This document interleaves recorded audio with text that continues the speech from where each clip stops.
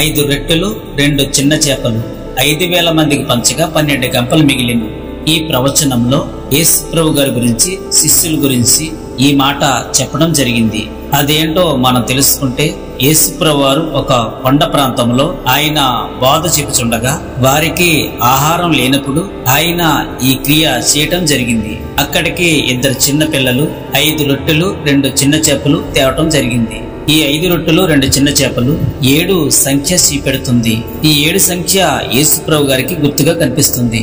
ఇశ్రాయేలు ప్రజలు పాత నిబంధనలో వారు సేవ చేసేటప్పుడు పరిశుద్ధమైన స్థలములో రొట్టెలు, దీపస్తంభము అక్కడ పెట్టడం జరిగింది. ఆ దీపస్తంభానికి 7 దీపములుంటాయి.